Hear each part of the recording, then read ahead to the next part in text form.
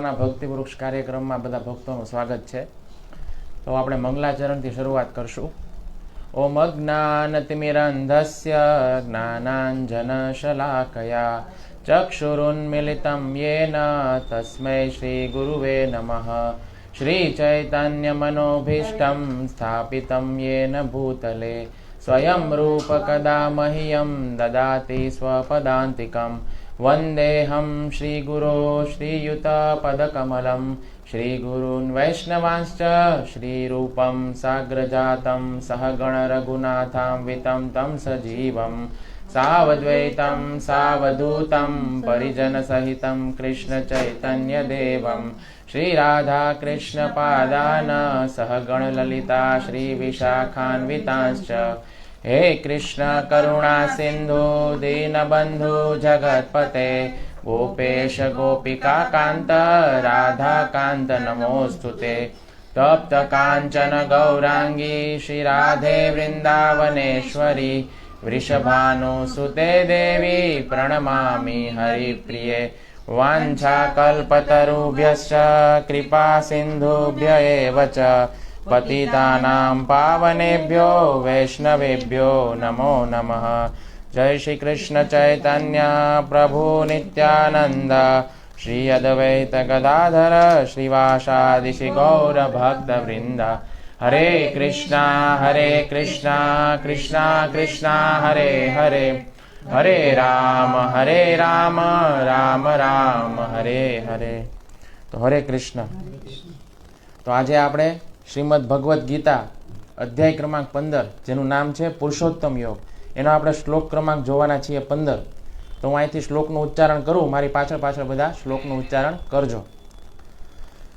સર્વસ્ય ચાહમ હૃદિ સન્નિવિષ્ટો સર્વસ્ય ચાહમ હૃદિ સન્નિવિષ્ટો સર્વસ્ય ચાહમ હૃદિ સન્નિવિષ્ટો સર્વસ્ય ચાહમ હૃદિ સન્નિવિષ્ટો મત્તા સ્મૃતિર્જ્ઞાન અપોહનમ ચ મત્તા સ્મૃતિ જ્ઞાનમપોહનં ચ મત્તા સ્મૃતિર્જ્ઞાન અપમોહનમ ચ મત્તા સ્મૃતિ જ્ઞાનમપોહનં ચ વેદેશ્ચ સર્વૈરહમેવ વેદ્યો વેદેત સર્વૈરહમેવ વેદ્યો વેદેશ્ચ સર્વૈરહમેવ વેદ્યો વેદેત સર્વૈરહમેવ વેદ્યો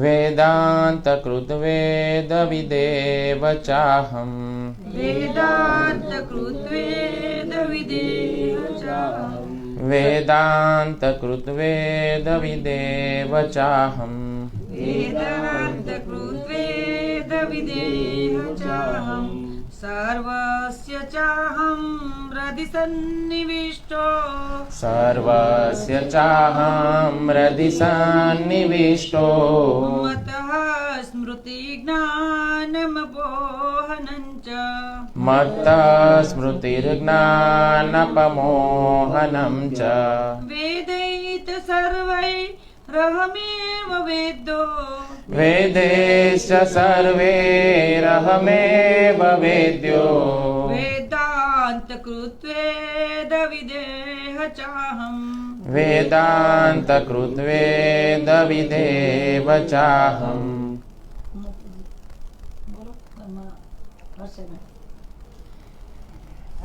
સર્વસ્ય ચાહમ હૃદિ સન્નિવિષ્ટો સર્વસ્ય ચાહમ હૃદિ સન્નિવિષ્ટો મતઃ સ્મૃતિ જ્ઞાનમપોહનં ચ મત્તા સ્મૃતિર્જ્ઞાનપમોહનમ ચ વેદૈત સર્વૈરહમેવ વેદ્યો વેદેશ્ચ સર્વૈરહમેવ વેદ્યો વેદાંતકૃત વેદ વિદેહ ચાહમ વેદાંતકૃત વેદ વિદેવ ચાહમ. સન્નિવિષ્ટો સર્વસ્ય ચાહમ હૃદિ સન્નિવિષ્ટો મતઃ સ્મૃતિ જ્ઞાનમપોહનં ચ મત્ત સ્મૃતિર્જ્ઞાનપમોહનં ચ વેદૈત સર્વૈરહમેવ વેદ્યો વેદેશ્ચ સર્વૈરહમેવ વેદ્યો વેદાંત કૃત્વેદ વિદેહ ચાહમ વેદાંતકૃત વેદ વિદેવ ચાહમ. તો હવે આપણે શબ્દાર્થ જોશું. સર્વસ્ય સર્વ જીવના સર્વજીવના ચ અને અહમ હું હૃદિ હૃદયમાં સન્નિવિષ્ટ સન્નિવિષ્ટ સ્થિત મત્ત મત મારાથી મારાથી સ્મૃતિ શ્રુતિ સ્મરણ શક્તિ સ્મરણ શક્તિ જ્ઞાનમ જ્ઞાનમ જ્ઞાન જ્ઞાન અપોહનમ અપનોનમ વિસ્મૃતિ વિસ્મૃતિ ચ ચ પણ પણ વૈદે વેદે વેદો દ્વારા વેદો દ્વારા ચ ચ અને અને સર્વે સર્વે બધા બધા અહમ અહમ હું હું એવ એવ જ જો વૈદ્ય વેદ્ય જાણવા યોગ્ય જાણવા યોગ્ય વેદાંતકૃત વેદાંતકૃત વેદાંતના રચયિતા વેદાંતના રચયિતા વેદવિદ વેદવિદ વેદોના જ્ઞાતા વેદોના જ્ઞાતા એવ એવ નક્કી નક્કી ચ ચ અને અને અહમ અહમ હું. હું अनुवाद हिज डिवाइन ग्रेस ऐसी भक्ति वेदांत स्वामी श्रील प्रभुपाद द्वारा श्रील प्रभुपाद की હું દરેક જીવના દરેક જીવના હૃદયમાં રહેલો છું હૃદયમાં રહેલો છું અને મારાથી જ અને મારાથી જ સ્મૃતિ સ્મૃતિ જ્ઞાન જ્ઞાન તથા વિસ્મૃતિ આવે છે. વિસ્મૃતિ આવે છે.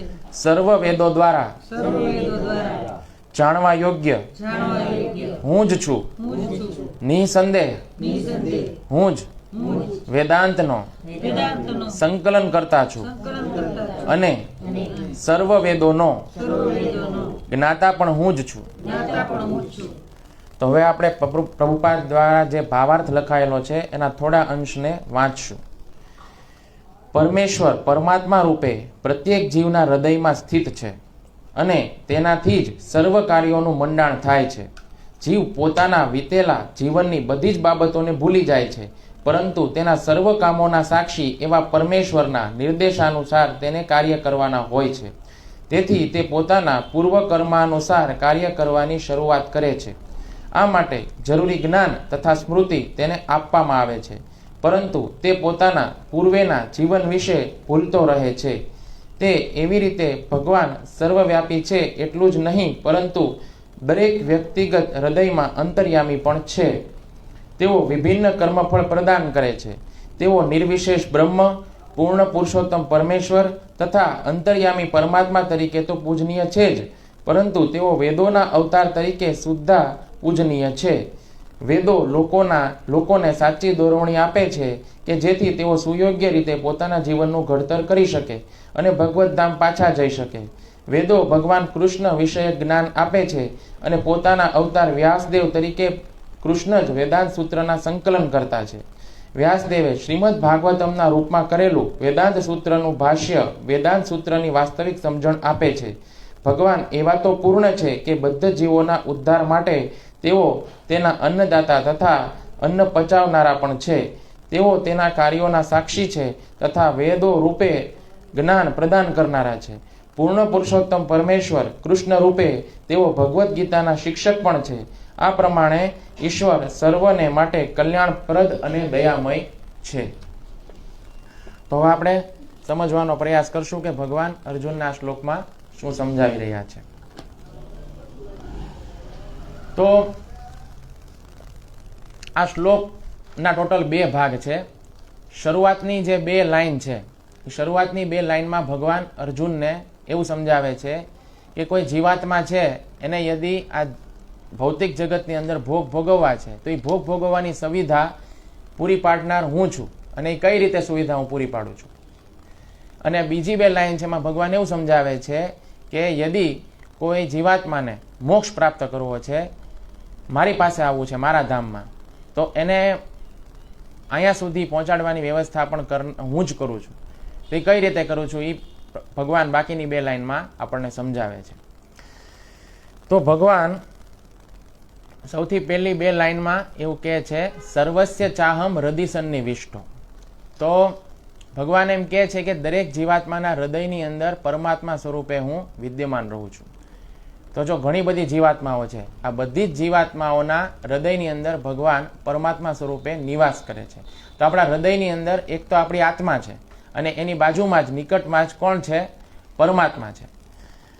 તો પહેલા તો આપણે સમજીએ કે ભગવાનનું જે પરમાત્મા રૂપ છે એ શા માટે બધાના શરીરની અંદર દરેક જીવાત્માની સાથે નિવાસ કરે છે, તેનું કારણ છે. તમે જુઓ, કોઈ પણ મહત્વપૂર્ણ વ્યક્તિ છે એ હંમેશા તમારી સાથે નહીં રહે. કોઈ પણ મહત્વપૂર્ણ વ્યક્તિને તમે મળવા ગયા હો, કોઈ મોટો સેલિબ્રિટી હોય એને તમે મળવા જાઓ, તો એ બહુ થોડા સમય માટે તમારી સાથે રહેશે, તમને મળશે. એ જેટલો મોટો વ્યક્તિ હશે એટલો ઓછો સમય તમારી સાથે રહેશે, તમને મળશે, પછી ચાલ્યો જશે. સંસારની અંદર સંબંધોની વાત કરીએ તો સંબંધોમાં પતિ અને પત્ની બંને નિકટના સંબંધો છે, પણ કેટલા વર્ષો સુધી? પતિ અને પત્ની પણ એક સાથે જીવનભર સુધી સાથે રહી શકતા નથી. સગાવાલાની વાત કરીએ તો સગાવાલા પણ આખું જીવન સાથે રહી શકતા નથી, સાથ નિભાવી શકતા નથી, બધા સાથ છોડીને ચાલ્યા જાય છે.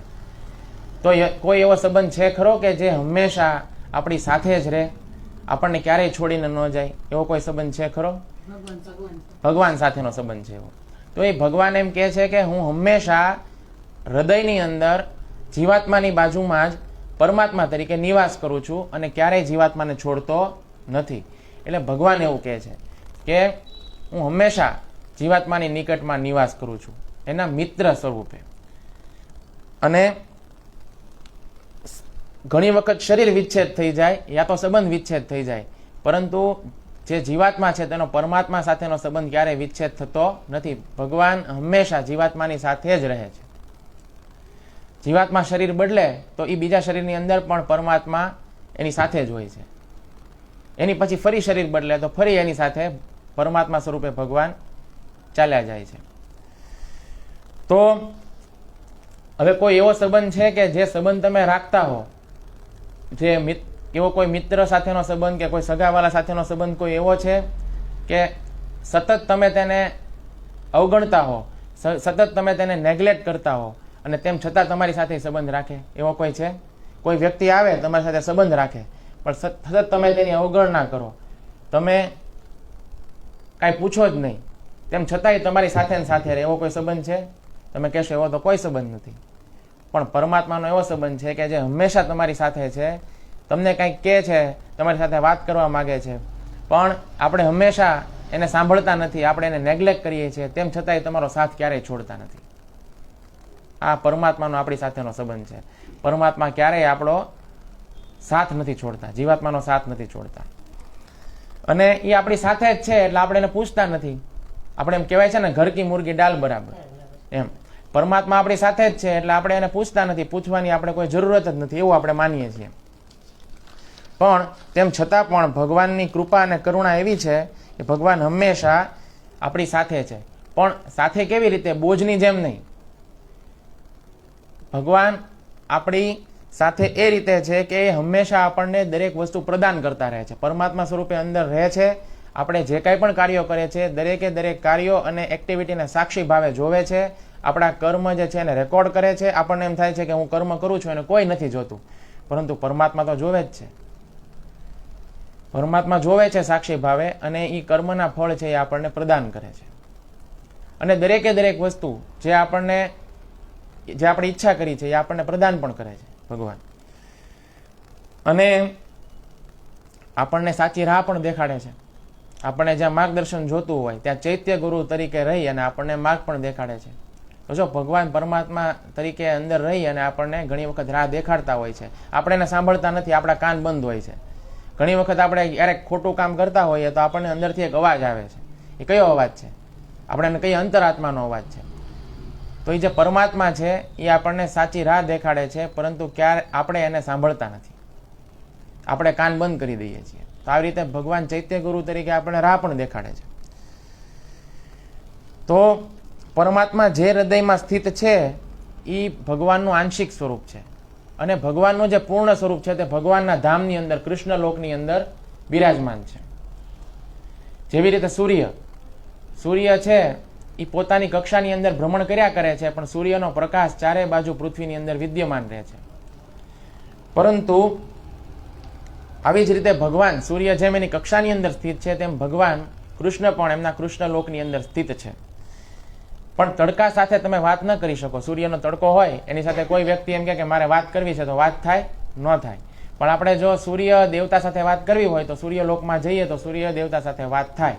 એવી જ રીતે આપણે જો કૃષ્ણ જે ભગવાન સ્વરૂપે છે એની સાથે વાત કરવી હોય તો આપણે કૃષ્ણ લોકમાં જવું પડે એવું નથી. કૃષ્ણએ પોતાનો વિસ્તાર અસંખ્ય પરમાત્માના રૂપોની અંદર કરેલો છે, અને દરેક જીવાત્મા સાથે પરમાત્મા રહે છે. તો આપણે જો ભગવાન સાથે વાત કરવી હોય તો આપણે પરમાત્મા રૂપની સાથે વાત કરી શકીએ છીએ. શક્ય છે, ભગવાન સાથે વાત કરી શકાય છે પરમાત્મા રૂપમાં.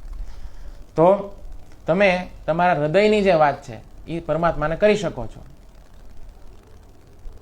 કેવી રીતે? તો કે ભગવાન જે છે ને એ એના ધામની અંદર એક મોટી પોસ્ટ ઓફિસના રૂપે છે, પણ એનો વિસ્તાર કર્યો છે પોસ્ટ બોક્સના રૂપમાં તમારા હૃદયની અંદર. પોસ્ટ બોક્સની અંદર આપણે શું કરીએ છીએ? પોસ્ટ બોક્સની અંદર આપણે ચિઠ્ઠી નાખીએ છીએ. જે ચિઠ્ઠી નાખીએ તો કોના સુધી પહોંચી જાય છે? જ્યાં મોકલવાની છે ત્યાં સુધી ચિઠ્ઠી પહોંચી જાય છે. તો ભગવાનનું જે પરમાત્મા સ્વરૂપ છે એ પોસ્ટ બોક્સ છે. એ પોસ્ટ બોક્સની અંદર તમે તમારી પ્રાર્થનાઓ રૂપી ચિઠ્ઠી છે એ નાખી શકો છો, અને ભગવાન પાછા એ ચિઠ્ઠીનો જવાબ દે છે. પણ આપણે એ ચિઠ્ઠી વાંચતા નથી. ભગવાન એનો જવાબ દે જ છે, પણ આપણે એ પાસે વાંચવાનો સમય નથી, એટલે આપણે ક્યારેય ખોલીને વાંચતા જ નથી. અને ભગવાને એક બહુ સરસ ચિઠ્ઠી લખી છે. તમને ખબર છે કઈ ચિઠ્ઠી? ભગવાને ભગવદ્ ગીતા લખી છે. અને ભગવાને ભગવદ્ ગીતા લખી છે, પરંતુ એ ચિઠ્ઠી આજે એમને આપણે અકબંધ રાખી છે, પેટી પેક. ખોલવાની ફુરસદ નથી. લાલ કપડાની અંદર એ પુસ્તક છે એને વીંટીને રાખેલું છે, અને રોજ એની આપણે પૂજા અને પ્રાર્થના કરીએ છીએ, અને ઘરમાં હોય તો સારું કહેવાય. હિન્દુના ઘરમાં તો ભગવદ્ ગીતા હોવી જ જોઈએ ને. એવી રીતે આપણે ઘરમાં રાખીએ છીએ, પણ એવી ને એવી Bhagavad Gita as it is એટલે કેવી? જેવી ખરીદી હતી એવી જ તે, કોઈ દિવસ ખોલી નથી, નવે નવી છે. એવી સ્થિતિમાં આપણે મૂકેલી છે. તો ભગવદ્ ગીતા તો છે બધા પાસે, પણ બધાએ મૂકીને રાખેલી છે. ભગવાનનો પ્રેમ પત્ર છે, લવ લેટર છે, પરંતુ આપણને જોવાનો સમય જ નથી. તો ભગવાન તો એવું કહે છે કે કોઈએ ડરવાની જરૂર નથી, કોઈએ ગભરાવાની જરૂર નથી, કારણ કે હું હૃદયની અંદર બેઠેલો છું, હૃદયની અંદર સ્થિત છું. અને ભગવાન શું કહે છે? સર્વસ્ય ચાહમ હૃદયસન્નિ વિષ્ઠો. પછી ભગવાન આગળની લાઈનમાં એમ કહે છે કે હૃદયની અંદર બેઠા બેઠા ભગવાન એમ કહે છે કે શું કરું છું? તો ભગવાન એમ કહે છે કે હું 3 વસ્તુ કરું છું. એક તો દરેક જીવાત્માના હૃદયની અંદર પરમાત્મા રૂપે સ્થિત છું. હરે કૃષ્ણ કૃષ્ણ કૃષ્ણ હરે હરે, હરે રામ રામ રામ હરે હરે. અને ભગવાન હૃદયમાં બેઠા બેઠા શું કરે છે? ભગવાન પહેલું તો એમ કહે છે કે હું સ્મૃતિ આપું છું, પછી બીજું એમ કહે છે કે હું વિસ્મૃતિ પણ આપું છું, અને ત્રીજું એમ કહે છે કે હું જ્ઞાન પણ આપું છું. તો સ્મૃતિ, જ્ઞાન અને વિસ્મૃતિ, આ ત્રણેય ભગવાન એમ કહે છે કે હું જ આપું છું. તો ઘણી વખત આપણે કોઈ વ્યક્તિ છે એ રસ્તા ઉપર જતો હોય ને એનું એક્સિડન્ટ થાય, કોઈ ઝાડ સાથે ભટકાય, અને ઝાડ સાથે ભટકાય એટલે શું થાય? યાદદાસ્ત વહી જાય. પછી વળી પાછો ભટકાય, અમુક સમય પછી વળી પાછી યાદદાસ્ત આવી જાય. આપણે સિરિયલોની અંદર ને ફિલ્મોની અંદર આપણે જોતા હોઈએ છીએ. તો આપણે કેટલાય લેક્ચર સાંભળીએ છીએ, કેટલાય પ્રવચન સાંભળીએ છીએ, પરંતુ જાણે એનો કામનો સમય આવે ત્યારે બધું જ્ઞાન ભૂલાઈ જાય છે. આપણને આપણા અનર્થો સામે આવી જાય છે, આપણને કોઈ જ્ઞાન છે એ કામમાં આવતું નથી. ઘણી વખત પરીક્ષા આપવા જતા હોય ત્યારે બધાનો અનુભવ હશે કે પરીક્ષા આપવા જઈએ ત્યારે ખૂબ ઘરેથી વાંચીને ગયા હોય, ખૂબ તૈયારી કરીને ગયા હોય, પણ જે પ્રશ્ન સામે આવે એટલે આપણે એ સમયે જ બધું ભૂલી જઈએ છીએ. તો ભગવાન ગીતામાં એમ કહે છે કે વિસ્મૃતિ છે એ મારે કારણે આવે છે, અને સ્મૃતિ ભગવાન એમ કહે છે સ્મૃતિ પણ કોણ પ્રદાન કરે છે? હું જ પ્રદાન કરું છું. ઘણી વખત પરીક્ષામાં આપણે કોઈ પ્રશ્ન છે એ આપણને તરત યાદ આવી જાય તો આપણે તરત લખી શકીએ છીએ એનો જવાબ. તો આવી રીતે સ્મૃતિ અને વિસ્મૃતિ છે એ બંને ભગવાન જ દે છે. એક વખત પ્રભુપાદ છે એ પ્રભુપાદને કોઈ વ્યક્તિએ જઈને પ્રશ્ન પૂછ્યો કે સ્વામીજી તમારી પાસે આટલું બધું દાન આવે છે, તો એ દાન તમે આટલા બધા પૈસા અને દાન છે એ તમે કઈ રીતે એકઠું કરો છો? તો પ્રભુપાદે કીધું કે એ તો કૃષ્ણ મોકલે છે. તો એણે કીધું કે તમે તો આ ધાર્મિક જવાબ આપ્યો. ધાર્મિક જવાબ મારે નથી સાંભળવો. મને તમે એ કહો કે ખરેખર તમને કોણ દાન આપે છે અને ખરેખર તમારી પાસે આટલા પૈસા ક્યાંથી આવે છે? તો શ્રીલ પ્રભુપાદે એમ કીધું કે કૃષ્ણ જ આપે છે. તો કે નહીં, મને સાચો જવાબ આપો, કોણ આપે છે? ત્યારે શ્રીલ પ્રભુપાદે એમ કીધું કે તમારા હૃદયની અંદર છે ને શ્રી કૃષ્ણ પરમાત્મા રૂપે બેઠેલા છે અને હું શ્રી કૃષ્ણને એમ કહું છું કે મારે $5000 જરૂર છે. એટલે શ્રી કૃષ્ણ તમારા હૃદયની અંદર પ્રેરણા ઉત્પન્ન કરે છે કે $5000 છે એ લ્યો અને સ્વામીજીને જઈને આપી આવો. એટલે તમારી જેવા લોકો મારી પાસે આવે છે અને મને પૈસા આપીને જાય છે. તો બસ આટલું સિમ્પલ છે. તો જો ભગવાન છે એ દરેકના હૃદયની અંદર બેઠેલા છે. કરદમ મુનિ છે એ તપસ્યા કરતા હતા વનની અંદર, જંગલની અંદર. તો ભગવાન છે એને ખબર છે કે કરદમ મુનિ છે એ તપસ્યા કરી રહ્યા છે, મારું ધ્યાન કરી રહ્યા છે. તો કરદમ મુનિની ઈચ્છા એક સારી પત્ની મેળવવાની હતી. તો ભગવાને જે સ્વયંભૂ મનુ છે એ સ્વયંભૂ મનુના હૃદયની અંદર જઈ અને પ્રેરણા ઉત્પન્ન કરી કે તારી જે પુત્રી છે એને લઈને જા અને કરદમ મુનિ સાથે વિવાહ કર. તો સ્વયંભૂ મનુ છે એ દેવહૂતિને લઈને જાય છે અને કરદમ મુનિની સાથે પછી વિવાહ કરે છે. તો આવી રીતે ભગવાન છે એનો હાથ દરેક જગ્યાએ છે. ભગવાન દરેકના હૃદયની વાતને જાણે છે.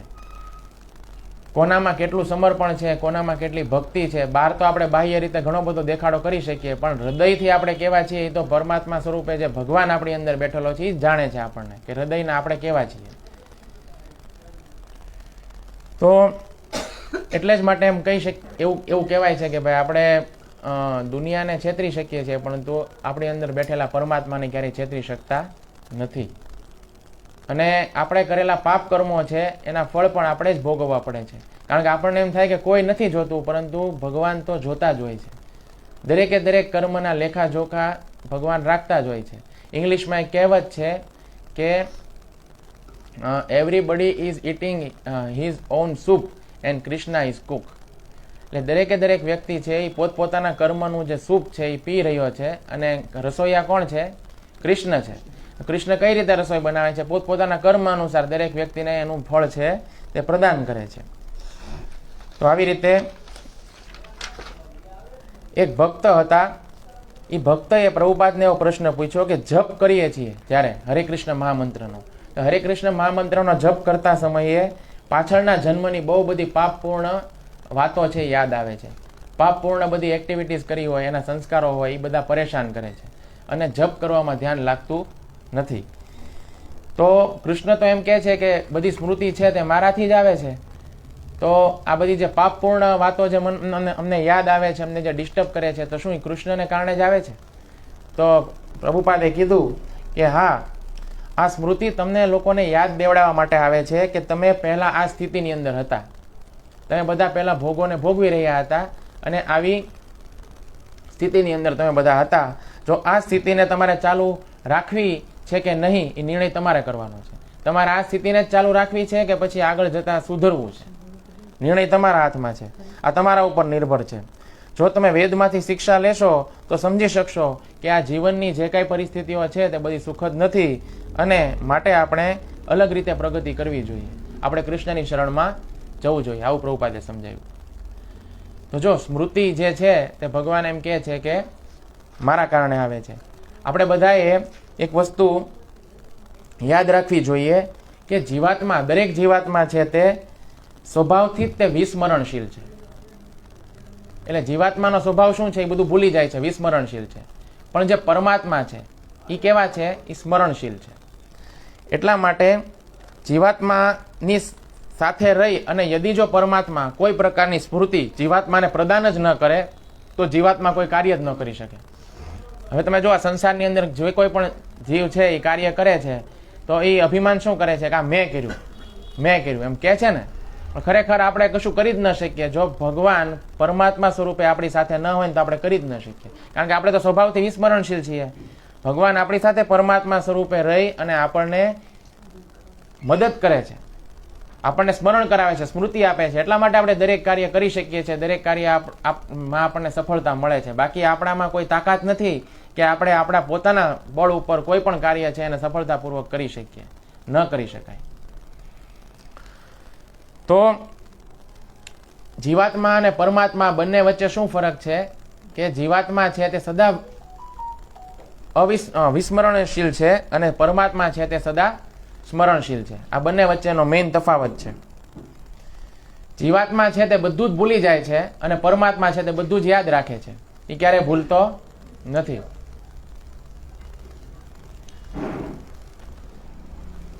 એક સત્ય ઘટના છે કે એક જજ હતા. એ પહેલાના સમયમાં તો શું છે, સંડાસ બાથરૂમ ઘરમાં નહોતા, એટલે બધા ખુલ્લી જગ્યામાં ટોયલેટ જતા. તો એ જે જજ છે ને, એ ટોયલેટ જવા માટે એક ખુલ્લા જંગલમાં ગયા હતા. તો એવા સમયે એમણે એક દ્રશ્ય જોયું. એ દ્રશ્ય જોયું તો એમાં એવું હતું કે એક વ્યક્તિ બીજા વ્યક્તિનો પીછો કરતો હતો અને એણે પાછળથી જ તે ખંજર ભોંકી અને બીજા વ્યક્તિની હત્યા કરી નાખી. અને પહેલો વ્યક્તિ છે એ મૃત્યુ પામ્યો. તો જે ખૂની હતો એનો ચહેરો જજને બરાબર યાદ રહી ગયો કે ભાઈ ખૂની તો આ જ છે. હવે એમને ખબર હતી કે ભાઈ ખૂનીનો ચહેરો મને યાદ છે, ખૂની કોણ છે એ જજને ખબર હતી. પણ એને એ પણ ખબર હતી કે આ મારા એરિયાનો જ કેસ છે, એટલે મારી પાસે જ આવવાનો છે અને મારે જ આનો નિર્ણય આપવાનો છે. એટલે એ સમયે કશું બોલ્યા નહીં અને ખૂનીને ભાગી જવા દીધો. બીજા જ દિવસે કેસ એમના કોર્ટમાં આવ્યો અને કેસની પ્રોસેસ પણ શરૂ થઈ ગઈ અને જે નકલી તહોમતદાર હતો એને લાવવામાં આવ્યો અને એને રજૂ કરવામાં આવ્યો અને એની પાસેથી બધી ઇન્ફોર્મેશન, એની પૂછપરછ બધી શરૂ થઈ. જજને ખબર હતી કે આ વ્યક્તિ તો ખૂન કર્યું જ નથી, એકદમ નિર્દોષ વ્યક્તિ છે. તેમ છતાં કેસ ચાલતો ગયો, બધા પુરાવાઓ રજૂ થતા ગયા અને ધીમે ધીમે જે વ્યક્તિએ ખૂન નહોતું કર્યું એ જ વ્યક્તિ છે તેને દોષી ઠેરાયો કોર્ટની અંદર. હવે જજને તો ખબર જ હતી કે આણે ખૂન નથી કર્યું, ખૂની કોઈ બીજો છે. પણ જજ છે એ ખૂબ જ્ઞાની હતો, કર્મના સિદ્ધાંતનો એણે અભ્યાસ કર્યો હતો અને ભગવાનના કાયદાની અંદર પણ એમને શ્રદ્ધા હતી. એટલે એણે એમ કીધું કે હું સજા સંભળાવું એ પહેલાં 10 મિનિટ માટે આ વ્યક્તિને મારી કેબિનમાં બોલાવો છે. પછી જ્યારે એ વ્યક્તિને બોલાવ્યો તો એ વ્યક્તિ આવીને જજ સાહેબની સામે બેઠો. એણે કીધું તું સાચું બોલ, તે ખૂન કર્યું છે? તો કે સાહેબ હું તો એકદમ નિર્દોષ છું, મેં બિલકુલ ખૂન નથી કર્યું અને મને ખોટી રીતે ફસાવવામાં આવ્યો છે, મારી વિરુદ્ધ પુરાવાઓ એકઠા કરીને રજૂ કર્યા અને મને ખોટી રીતે ફસાવવામાં આવ્યો છે, હું તો એકદમ નિર્દોષ છું. તો પછી જજ સાહેબે એને એમ કીધું મને પણ ખબર છે કે તે ખૂન નથી કર્યું, પણ મેં તને એક વાત પૂછવા માટે અહીંયા બોલાવ્યો છે મારી ઓફિસની અંદર. તારે મને સાચું સાચું કહેવાનું છે, કેમ કે કોર્ટ છે એ પુરાવાઓને માને છે અને પુરાવાઓ અનુસાર મારે તને ફાંસીની સજા આપવાની છે, નિશ્ચિત છે, તું એમાંથી છટકી શકે એમ નથી. તો મરતો વ્યક્તિ ક્યારેય જૂઠું બોલતો નથી, એટલા માટે તું મને સાચું કહી દે કે તે ક્યારેય જીવનમાં કોઈ દિવસ ખૂન કર્યું છે કોઈનું? ત્યારે એ વ્યક્તિ એમ કીધું કે હા સાહેબ હું સાચું બોલું છું, મેં 2 ખૂન કર્યા છે. પરંતુ એ 2 ખૂન કર્યા ત્યારે એ સમયે હું પોલીસની નજરમાંથી અને કોર્ટની નજરમાંથી છટકી ગયો અને નિર્દોષ રીતે છૂટી ગયો. પરંતુ આજે મેં ખૂન નથી કર્યું તેમ છતાં હું ફસાઈ ગયો. તો જો કર્મનું ફળ છે ને એ વ્યક્તિને છોડતું નથી. પરમાત્મા દરેક કર્મને રેકોર્ડ કરે છે. આપણને એમ થાય કે હું બધાની નજર ચૂકાવીને છૂટી ગયો છું, પરંતુ પરમાત્માની નજર ચૂકાવીને ક્યારેય કોઈ વ્યક્તિ છૂટી શકતો નથી અને પછી એ વ્યક્તિને ફાંસીની સજા થઈ. તો આપણા કરેલા દરેક કર્મના લેખાજોખા ભગવાન રાખે છે પરમાત્મા સ્વરૂપે, એને રેકોર્ડ કરી અને એના કર્મના ફળ આપણને ભગવાન આપે છે. તો દરેકે દરેક જીવાત્મા છે અલગ અલગ પ્રકારની ઈચ્છાઓ કરે છે અને ભગવાન આપણા એવા મિત્ર છે કે એ દરેકે દરેક ઈચ્છાને પૂરી કરવા માટે આપણને અલગ અલગ સુવિધાઓ પણ આપે છે.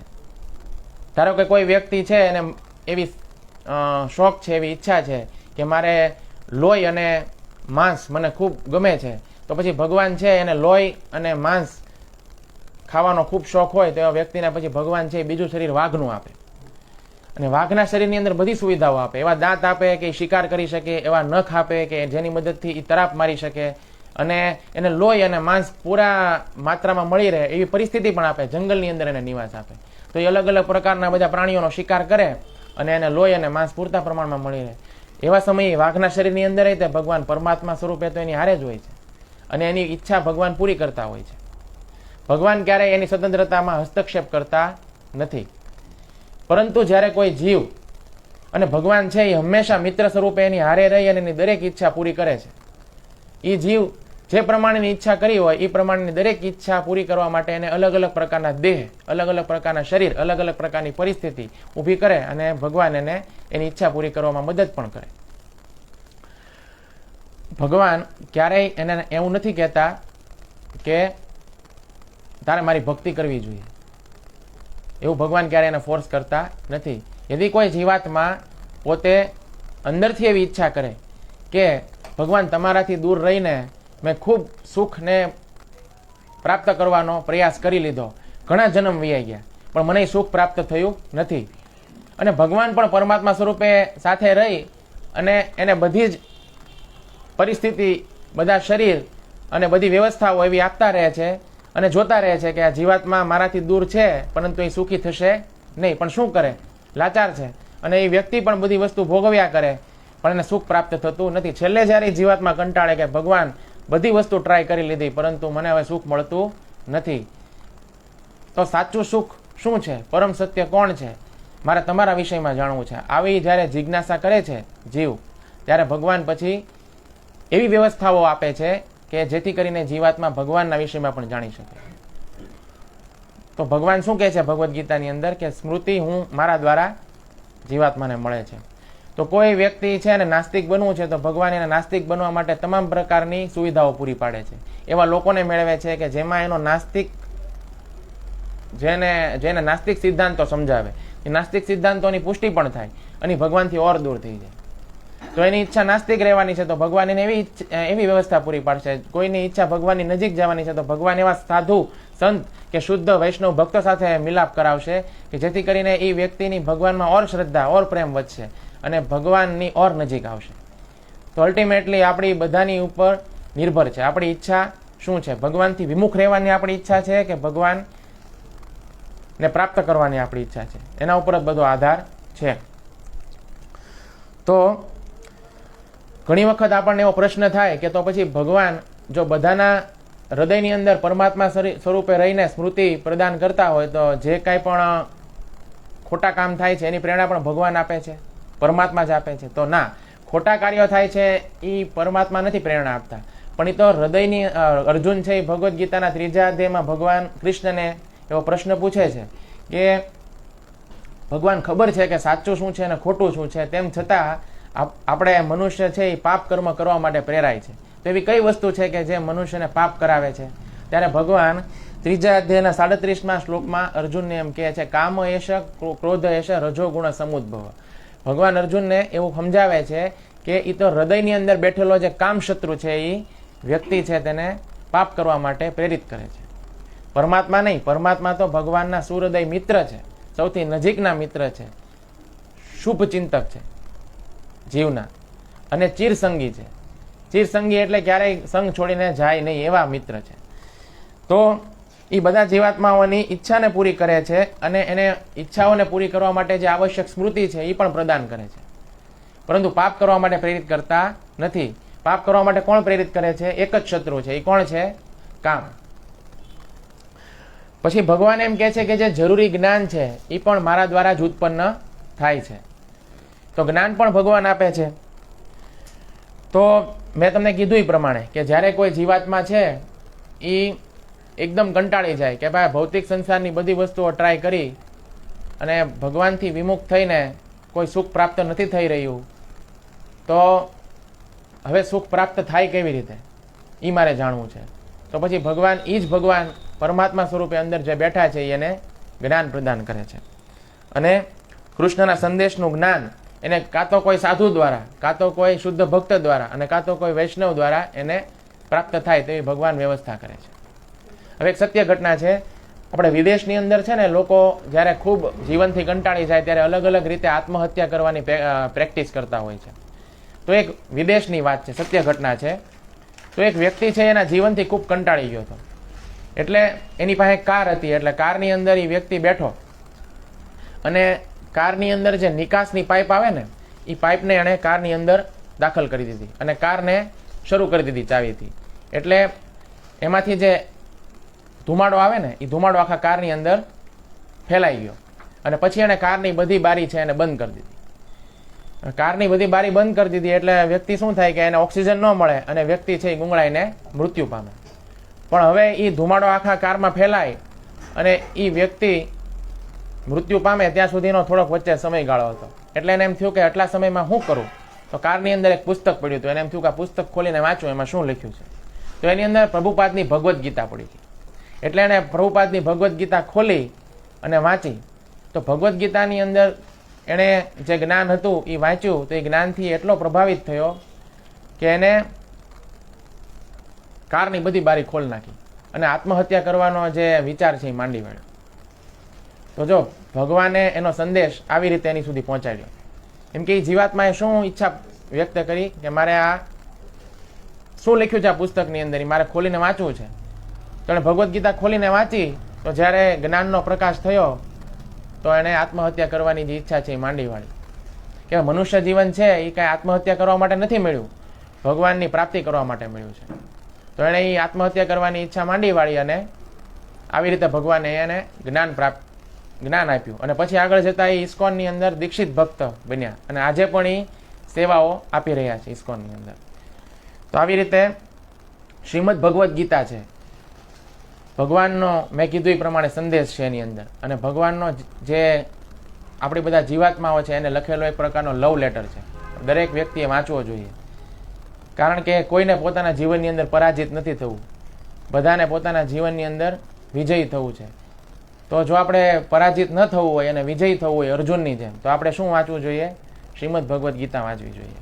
તમે જુઓ, આપણને એમ થાય કે હું મારા જીવનની અંદર એટલો બધો વ્યસ્ત છું, ભગવદ્ ગીતાનું જ્ઞાન છે એ સાંભળવાનો મારા માટે સમય નથી, આખો દિવસ ઓફિસનું કામ કરવું કે પછી સત્સંગ સાંભળવું.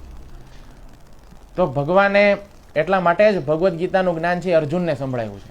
તમે જો, અર્જુન છે એ ગૃહસ્થ વ્યક્તિ છે અને આપણે તો એક પત્ની છે. અર્જુનને કેટલી પત્ની છે? 4 પત્ની છે ને, 4 પત્ની છે. તેમ છતાં અર્જુન કુરુક્ષેત્રના રણ મેદાનની વચ્ચે આ ભગવદ્ ગીતાનું જ્ઞાન સાંભળવા માટે સમય કાઢી રહ્યા છે. શા માટે? ભગવાન કુરુક્ષેત્રની વચ્ચે ગીતાનું જ્ઞાન શા માટે દઈ રહ્યા છે? કારણ કે આપણે બધા પણ આપણા પોતપોતાના કુરુક્ષેત્રની અંદર પોતપોતાની લડાઈઓ લડી રહ્યા છીએ. આપણે એની વચ્ચે જો અર્જુન સમય કાઢી અને ભગવદ્ ગીતાનું જ્ઞાન સાંભળવા માટે તૈયાર હોય તો આપણે શા માટે નહીં? આપણે પણ તૈયાર રહેવું જોઈએ ભગવદ્ ગીતાનું જ્ઞાન પ્રાપ્ત કરવા માટે. તો ભગવાનનો સંદેશ છે. ભગવાન આપવા માટે એટલા બધા ઉત્સુક છે પણ આપણે લેવા માટે ઉત્સુક નથી. તો કમી આપણા તરફથી છે, ભગવાન તરફથી કોઈ કમી નથી. પછી ભગવાન એવું કહે છે કે વિસ્મૃતિ પણ હું આપું છું. તો જો દરેકે દરેક જીવાત્મા છે જ્યારે મૃત્યુ પામે છે તો એના આખા જીવનની જે કાંઈ પણ યાદો છે એ ભગવાન જ્યારે એ જીવાત્મા બીજા શરીરમાં જાય એ પહેલાં બધી ભૂસી નાખે છે. જ્યારે માતાના ગર્ભની અંદર જીવાત્મા હોય ને ત્યારે પ્રસવ નામનો વાયુ છૂટે છે અને એના જે ગત જન્મની બધી સ્મૃતિ છે એ ભૂસાઈ જાય છે અને બધું ભૂલી જાય છે. પછી જ્યારે જન્મ થાય ત્યારે એને નવો પરિવાર પ્રાપ્ત થાય, નવા માતા પિતા પ્રાપ્ત થાય. એટલે ગયા જન્મમાં એ શું હતો, કોણ હતો, કયા શરીરમાં હતો, આ બધું જ ભૂલાઈ જાય છે. તમે બાળકનો જન્મ થાય ત્યારે તમે જો માથા ઉપર એક ખાડો હોય છે. તો ભગવાને આ વ્યવસ્થા કરેલી છે કે ગયા જન્મની અંદર જે કાંઈ પણ સ્મૃતિઓ રહેલી હોય છે એ ભગવાન બધી વિસ્મૃતિ કરાવી દે, એટલે ભૂલાવી દે છે. જો વ્યક્તિ ગયા જન્મના જે સંબંધો અને ગયા જન્મમાં એણે કરેલું જે કાંઈ કર્મ છે એના વિશે ભગવાન છે એને ભૂલાવે ન દે તો આ જન્મની અંદર સ્થિર થઈને જીવી ન શકે, દુઃખી જ રહે. તમે વિચાર તો કરો કે તમારા ગયા જન્મમાં કયા પત્ની હતા એ તમને યાદ હોય તો તમે એને પહેલા ગોતવા નીકળો ને. એ ક્યાં છે? આ જન્મમાં તમને જે મળ્યું છે એને મૂકીને તમે ગયા જન્મના જે કાંઈ સંબંધીઓ છે એને તમે ગોતવા માટે નીકળો. થાય કે નહીં? એવું થાય છે કે અત્યારે તમને કોઈએ 2 લાફા મારી દીધા હોય, વર્ષ 2 વર્ષ પછી ઘટના તમને યાદ ન હોય. થાય છે ને? ભગવાન ભૂલવાડી દે છે. અને કોઈના જવાથી દુનિયા અટકી પણ નથી જતી. તમે જો, કોઈના ઘરમાં મૃત્યુ થયું હોય તો એટલા સમય 10-12 દિવસ માટે શોકનું વાતાવરણ હોય છે, પણ ધીમે ધીમે ભગવાનની ભૂલવાડે છે. પછી પોતપોતાના કોરોનાના સમયમાં કેટલાના પરિવારજનો છે એ મૃત્યુ પામ્યા અને હોસ્પિટલની અંદર બધાએ પોતપોતાના સ્વજનોને ગુમાવ્યા. પરંતુ ભગવાનની વ્યવસ્થા જુઓ, કોઈએ પતિ ગુમાવ્યો, કોઈએ પુત્રને ગુમાવ્યો, કોઈએ માતાને ગુમાવી, પણ બધા પછી પોતપોતાના જીવનમાં એટલા વ્યસ્ત થઈ ગયા કે ધીમે ધીમે એનું દુઃખ ભૂલાઈ ગયું. તો ભગવાન વિસ્મૃતિ પણ ભગવાન એમ કહે છે મારાથી આવે છે, એટલે એનું દુઃખ પણ ભગવાન છે એ ધીમે ધીમે ભૂલવાડી દે છે. આ પણ ભગવાનની કૃપા છે. જો ભગવાન આ દુઃખને ભૂલાવે નહીં તો જે માણસ છે એ દુઃખથી પાગલ થઈ જાય. તમે જુઓ, ઘણા લોકોને ઊંચાઈથી ડર લાગતો હોય છે. શા માટે ડર લાગે છે? કેમ કે ગયા જન્મમાં કંઈક ઊંચાઈ ઉપરથી પડવાથી એનું મૃત્યુ થયું હોય, એટલે આ જન્મમાં એને ફોબિયા હોય, ઊંચાઈથી ડર લાગે. ઘણા લોકોને પાણીથી ડર લાગે, તો પાણીમાં ડૂબવાથી મૃત્યુ થયું હોય એટલા માટે. તો ગયા જન્મની અંદર એને આવી એની જે સંસ્કાર હોય એ આ જન્મમાં પણ એની સાથે આવ્યા હોય, એટલા માટે પાણી અંદર જવાથી એને ડર લાગતો હોય. પણ ભગવાન એને બધું ભૂલવાડી દેતા હોય છે. એટલા માટે જે વિસ્મૃતિ છે એ પણ એક વરદાન છે, ભગવાન તરફથી આપવામાં આવેલું. જો માણસને વિસ્મૃતિ ન આવે તો એ વ્યક્તિ છે એ પોતાના જીવનમાં કાંઈ કરી ન શકે. રામાનુજાચાર્યના જીવનનો એક પ્રસંગ છે કે એમના એક ગુરુ હતા યમુનાચાર્ય. તો યમુનાચાર્ય એક ભૂતને ભગાવવા માટે જતા હતા. તો એ જ્યારે ભૂતને ભગાવવા માટે ગયા તો એ ભૂતે એમને કીધું કે ભાઈ, ગયા જન્મમાં છે ને તમે કાચિંડાના શરીરની અંદર હતા, અને તમે કોઈ એક શુદ્ધ વૈષ્ણવ ભક્ત છે એમનો હેઠો પ્રસાદ ખાઈ લીધો હતો, એટલા માટે અત્યારે તમારો જન્મ એક શુદ્ધ અને ઊંચા બ્રાહ્મણ કુટુંબમાં થયો છે, અને તમે ભગવાનના આટલા મોટા મહાન ભક્ત છો. તો એ ભૂતે યાદ દેવડાવ્યું એમને તો યાદ નહોતું કે હું ગયા જન્મમાં કાચિંડો હતો. જો યાદ હોય તો આપણે સ્વીકાર ન કરી શકીએ. તો જો વિસ્મૃતિ છે એ પણ મોટું એક વરદાન છે. અને બીજું, ભગવાન અંદરથી બધા સંશય છે, સંદેહ છે, એને પણ દૂર કરે છે પરમાત્મા રૂપે.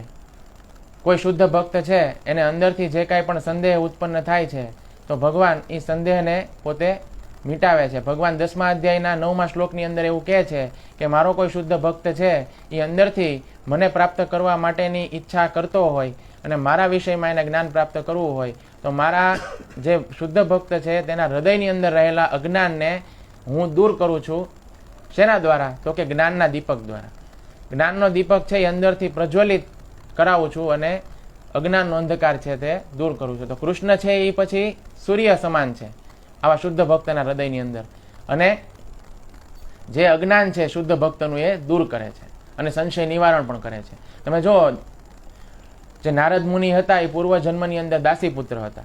તો એ નારદ મુનિ એક વખત ભગવાન શ્રી કૃષ્ણનું જ્યારે ધ્યાન કરી રહ્યા હતા ત્યારે ભગવાન શ્રી કૃષ્ણ થોડા સમય માટે આવ્યા અને એમને ભગવાન શ્રી કૃષ્ણ જે છે એમને દર્શન દીધા પણ પાછા દૂર થઈ ગયા. તો એ શોધવા માંડ્યા ચારે તરફ કૃષ્ણ ક્યાં ગયા. તો એમને એક અદ્રશ્ય અવાજ સંભળાયો અને એમણે એમ કીધું કે તમને મારી પ્રાપ્તિ ચોક્કસ થશે, પરંતુ આ જન્મની અંદર તમારા કર્મો એવા છે જેને કારણે થઈને હું તમને પ્રાપ્ત નહીં થાવ, કારણ કે તમે ભૌતિક આવરણ અને ભૌતિક કલ્મશથી તમે હજુ સુધી ઢંકાયેલા છો. તો એટલા માટે તમે આ જન્મની અંદર મારું કીર્તન, ભજન અને સ્મરણ કરો. આવતા જન્મની અંદર તમને હું મારા પાર્ષદ સ્વરૂપમાં સ્થાન આપીશ. તો પછી એ જે દાસી પુત્ર હતા એ આવતા જન્મમાં નારદ મુનિ બન્યા. તો જો આવી રીતે ભગવાન છે એ પરમાત્મા સ્વરૂપે હૃદયની અંદર બેઠા બેઠા સંશય નિવારણ પણ કરે છે. તો પહેલી બે લાઈનમાં ભગવાન શું કહે છે? મેં તમને કીધું હતું એ પ્રમાણે આ શ્લોકના બે ભાગ છે. પહેલા ભાગમાં ભગવાન એવું કહે છે કે જે જીવાત્માને ભોગ ભોગવવા છે તો ભોગ ભોગવવા માટેની બધી સુવિધા પણ હું જ પૂરી પાડું છું. એટલે ભગવાન એમ કહે છે સર્વસ્ય ચાહમ હૃદયસન્નિ વિષ્ટો, દરેકના હૃદયની અંદર પરમાત્મા સ્વરૂપે બેસી અને હું દરેકના હૃદયની અંદર નિવાસ કરું છું અને દરેકને સ્મૃતિ, જ્ઞાન અને વિસ્મૃતિ ત્રણેય વસ્તુ આપું છું. પછીની બે લાઈનમાં ભગવાન એવું કહે છે યદિ કોઈ વ્યક્તિને મારી પ્રાપ્તિ કરવી છે, મારા ધામમાં આવવું છે તો એની માટેની સુવિધા હું જ પૂરી પાડું છું. તો ભગવાન એવું કહે છે કે વેદેશ્ચ સર્વે રહમેવ વેદ્યો, કે બધા જ વેદો છે એનો સંકલન કરતા હું પોતે છું. બધા વેદોને જાણવા વાળો હું પોતે છું અને બધા વેદોનું લક્ષ્ય પણ જો કોઈ હોય તો એ હું છું, એવું કહે છે. તો જો ભગવાન ને ખબર છે કે જે જીવાત્મા છે એ જ્યારે બધા સુખોને ભોગવી અને જ્યારે કંટાળી જશે તો પછી એને મારી જરૂર પડશે, મારા માર્ગદર્શનની જરૂર પડશે. એટલા માટે ભગવાને વેદોનું જ્ઞાન આપ્યું છે જેથી કરીને એ જીવાત્માને ખબર પડે કે સાચું જીવન સાચી દિશામાં કઈ રીતે જીવી શકાય. જેમ કે જો કોઈ ઘનઘોર જંગલ હોય અને ઘનઘોર જંગલની અંદર વ્યક્તિ જતો હોય પણ એને કોઈ દિશા નિર્દેશ કરવા વાળું કોઈ વ્યક્તિ ન હોય તો પછી એ દિશા ભટકી જશે અને જંગલની અંદર જ તે ભટક્યા કરશે. પરંતુ આપણે હંમેશા જ્યારે કોઈ એક સારી મશીન લઈને આવીએ છીએ તેની સાથે એક યુઝર મેન્યુઅલ હોય છે.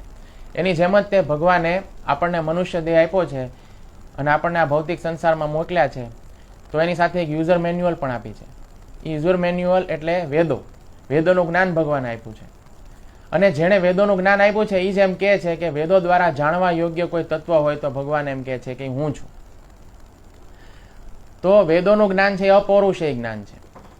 એવું કહેવાય છે કે ભગવાન જ્યારે આ સંસારની લીલા છે એ સમેટી લે છે અને ફરીથી પાછું સર્જન, જ્યારે ભગવાન મહાવિષ્ણુના શ્વાસમાંથી ફરીથી જ્યારે સર્જન થાય છે ત્યારે બધા જ વેદો છે એ પ્રગટ થઈ જાય છે મૂર્તિમાન સ્વરૂપમાં. અને મૂર્તિમાન સ્વરૂપમાં પ્રગટ થઈ અને ભગવાન છે તેની સ્તુતિ કરે છે અને ભગવાનને એવી પ્રાર્થના કરે છે એની સ્તુતિની અંદર કે બધા જે ભટકેલા મનુષ્યો છે તેનું તમે જઈને માર્ગદર્શન કરો. એવી વેદો છે એ સ્તુતિ કરે છે. તો જો વેદો છે એ ભગવાનમાંથી જ પ્રગટ થયા છે અને વેદોનું જ્ઞાન સૌ પ્રથમ બ્રહ્માજીના હૃદયમાં ભગવાને જ પ્રગટ કર્યું હતું. તો સૌથી પહેલા તો એક જ વેદ હતો, જે વેદ હતો યજુર્વેદ. પણ યજુર્વેદ સમજવામાં ખૂબ કઠિન હતો. એટલા માટે બ્રહ્માજીએ વેદોનો વિસ્તાર કર્યો અને આગળ જતા સમયની જરૂરિયાતને સમજી અને વેદોના 4 ભાગ પાડ્યા: ઋગ્વેદ, યજુર્વેદ, સામવેદ અને અથર્વવેદ. ચાર વેદના ભાગ પાડ્યા.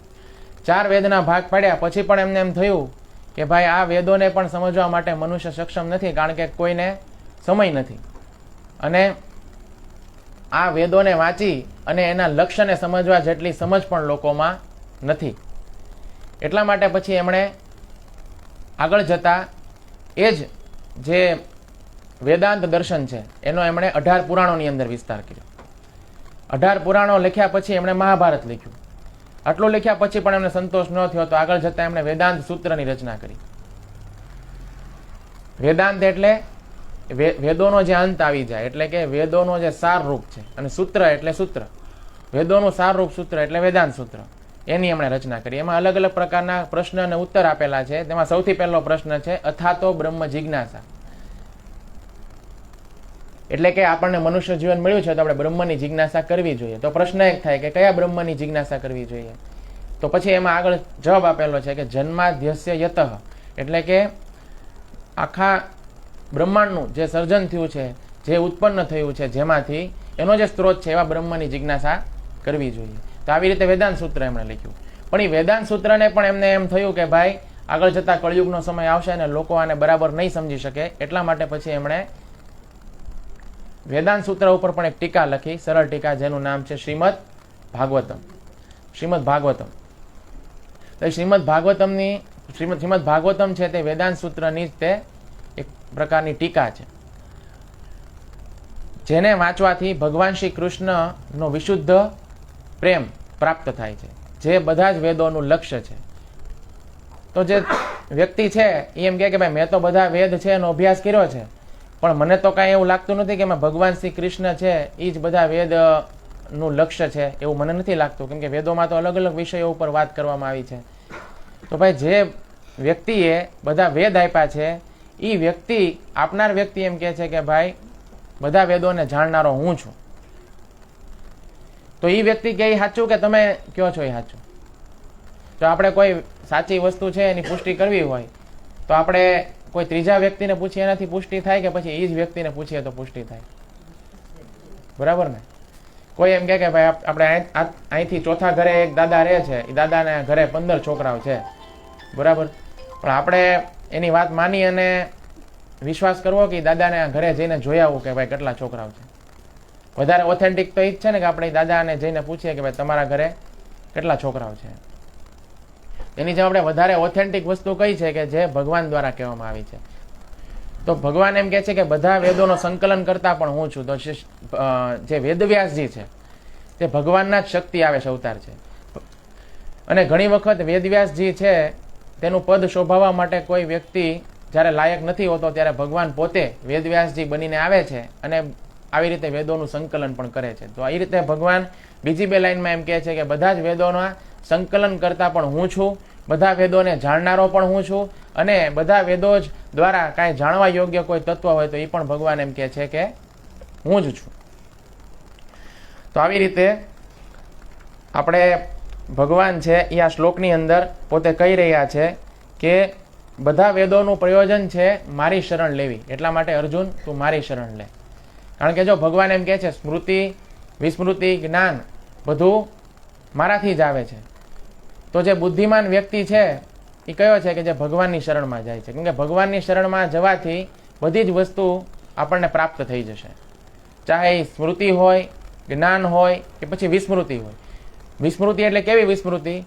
ખરાબ ટેવની, ખરાબ આદતોની વિસ્મૃતિ, ખરાબ સંસ્કારની વિસ્મૃતિ, આપણા અજ્ઞાનની વિસ્મૃતિ. ભગવાનની શરણમાં જાશું તો ભગવાન આ બધાની વિસ્મૃતિ કરી દેશે. અને સ્મૃતિ તો કે શેની સ્મૃતિ? તો કે જ્ઞાનની સ્મૃતિ. ભગવાનનું જ્ઞાન આપણી અંદર સ્થિર રહે. કઠિન પરિસ્થિતિ અને મુશ્કેલ પરિસ્થિતિ આવે ત્યારે ભગવાનનું જ્ઞાન આપણને કામમાં આવે. નીકળ જુઓ, જ્ઞાન તો બધા પાસે છે. સ્મશાનમાં જાય ત્યારે બધા એમ કહે છે કે ભાઈ રામનું ભગવાનનું નામ જ એક સાચું છે, બાકી કાંઈ સાચું નથી. પણ સ્મશાનથી બહાર આવો એટલે હતા એવા ને એવા છે ને. તો જ્ઞાન તો બધા પાસે છે, પણ એ જ્ઞાન સ્થિર નથી થઈ શકતું. તો આપણા બધાના અલગ અલગ વ્યવસાય છે, આપણા બધાના અલગ અલગ મતો છે. અને આપણા બધાનો વ્યવસાય શું છે? આહાર, નિંદ્રા, ભય અને મૈથુન. આ 4 વસ્તુ દરેક જીવાત્મા કરે છે આ સંસારની અંદર રહીને. એક આહારમાંથી નિવૃત્તિ લઈ લે અને વધારે આનંદ મેળવવા બીજા આહાર તરફ જાય.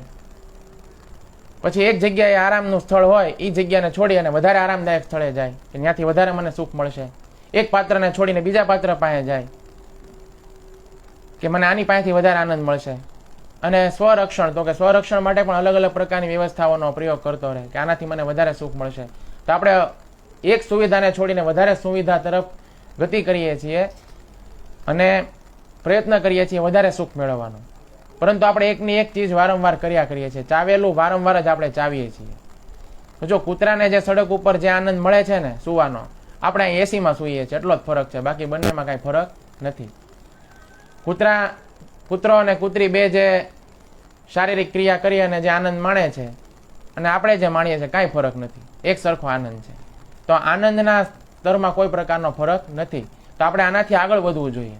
આપણો વ્યવસાય આનાથી પણ આગળનો હોવો જોઈએ. શ્રીલ પ્રભુપાદ એમના એક લેક્ચરમાં એવું કહે છે કે આપણો વ્યવસાય ખાલી આહાર, નિંદ્રા, ભય ને મૈથુન એટલામાં નથી, આપણો આનંદ એટલામાં નથી, આપણો આનંદ આનાથી પણ પરે છે.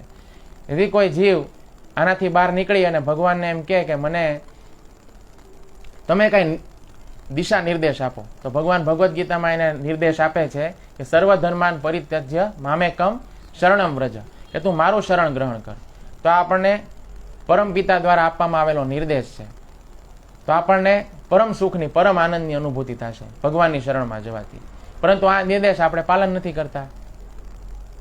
કોઈ બાળક છે એને ખબર નથી પડતી કે સાચું શું છે, ખોટું શું છે, એટલા માટે બાળકને જે ઠીક લાગે એ કરે જ જાય છે.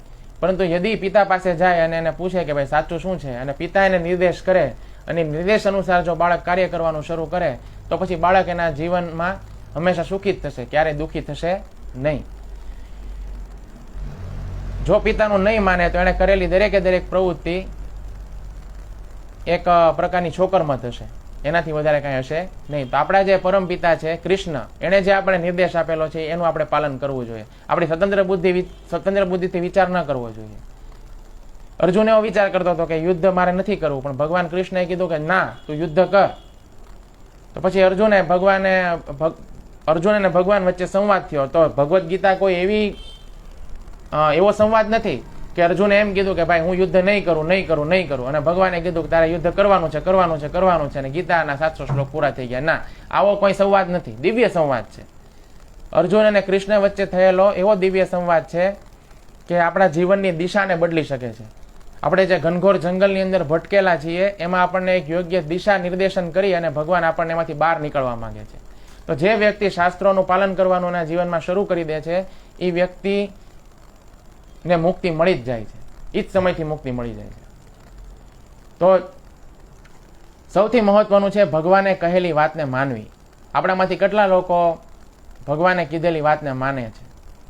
હું કહું સાચું, અરે તમે ને હું જે માનીએ છીએ ને બધું ખોટું, ભગવાન કહે છે એ સાચું. કારણ કે સંસાર ભગવાને બનાવ્યો છે. ભગવાન ગીતામાં વારંવાર એમ કહે છે કે તમારે આ કરવું જોઈએ, તમારે મારી શરણમાં આવવું જોઈએ. તો ગીતાનું જ્ઞાન હોવું પૂરતું નથી, ભગવાનની શરણમાં જવું પૂરતું છે. તો આપણે બધાએ ગીતામાં ભગવાનનો સંદેશ છે કે સર્વધર્માન પરિત્યજ્ય મામેકમ શરણમ વ્રજ. તો આપણે ભગવાનની શરણમાં જશું તો આપણને બધી જ વસ્તુ પ્રાપ્ત થઈ જશે. આપણે કોઈ વસ્તુની કમી રહેશે નહીં, કારણ કે એ આપણા પરમ પિતા છે અને આપણે એના પરમ સંતાનો છીએ. હરે કૃષ્ણ.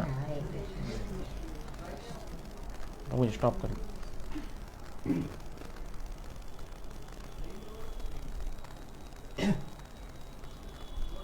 કોઈને કાંઈ પૂછવું છે? કોઈને કાંઈ પ્રશ્ન છે?